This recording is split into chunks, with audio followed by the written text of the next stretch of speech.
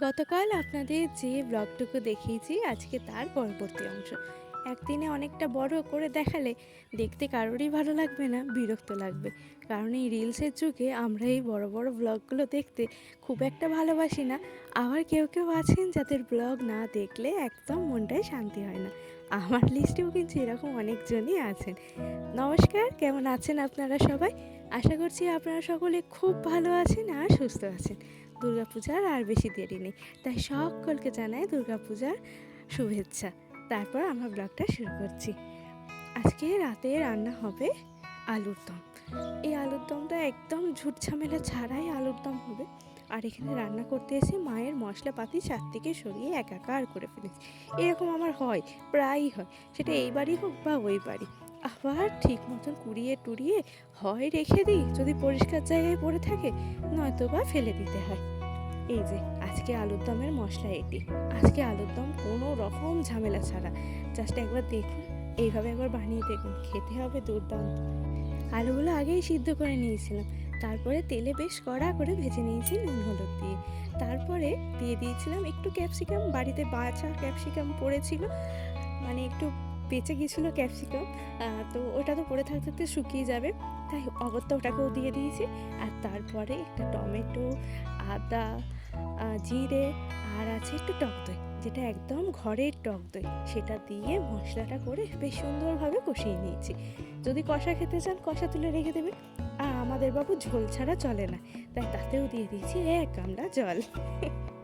কড়াইয়ের মধ্যে এখন আলু ঝোল সব একসাথে ফুটতে থাকুক। আমার কাজ আজকে এতটুকু। কি সুন্দর লাগছে না দেখতে? এরপরে মা আবার ঘাড়ে একটু তেল দিয়ে মালিশ করে দিয়েছিল, কারণ এত ব্যথা হয়েছে আর এত সর্দিতে কষ্ট হচ্ছে, ঘাড়ে পিঠে একদম ছুঁচ ফোটার মতন ব্যথা। আর কাশতে কাশতে তো আরও ব্যথা হয়ে গেছে, পেট, বুক, পিঠ, কাঁধ সমস্ত জায়গা। তাই সেইগুলো মা একটু আমাকে তেল দিয়ে মালিশ করে দিল। তারপরে মা দুধটা বের করেছিল, আর ওই যে বিকেলে দেখিয়েছিল, মানে আগের দিনের ব্লগে, যে কী সুন্দর সর পড়ে আছে। সবাই দেখি আলুর দমের এরকমই একটু ফ্রেশ ক্রিম ছড়িয়ে দেয়। ফ্রেশ ক্রিম তো বাড়িতে নেই, আর সেগুলো হয় বা কোথার থেকে বলুন? এই তো সর থেকেই সব কিছু হয়। তাই ভাবলাম এটাই একটু দিয়ে দেখি। না বাবা, মিক্সিতে ফেটাইনি, কারণ মিক্সির চারদিকে লেগে যাবে, তখন আবার অনেকটা নষ্ট হয়ে যায়, তখন মনটা বড্ড খারাপ লাগে। তাই একদম ওটাই ছড়িয়ে দিয়েছি। খেতে কিন্তু দুর্দান্ত হয়েছিল। জাস্ট একটা জিনিস দিতে ভুলে গেছি, যেটা হলো মেথি পাতা। সেটা আপনারা দিলেও দিতে পারেন কিন্তু। আর এমন যদি আলুর দম থাকে, আপনার কি আর রুটি পরোটা খেতে ইচ্ছা হবে বলুন দেখি? হবে না তো, আমারও হয়নি। তাই এদিকে লুচি করেই নিয়েছি। একে তো ওষুধ খেয়েই যাচ্ছি, এই সব কিছু তেলে ভাজা খাওয়া আমার বারণ, তারপরেও না আর সামলাতে পারলাম না, তাই ওই কম করে একটু খেয়েই নিয়েছি। এরপর মা আটা মেখে, মানে আটা না, ময়দা মেখে তাতে সুন্দর করে একদম ফুলকো ফুলকো লুচি বানিয়ে ফেলেছে। প্রথম দিকে লুচিগুলো ভালো ফুলছিল না, এটি একদম সুন্দর হয়ে ফুলেছে।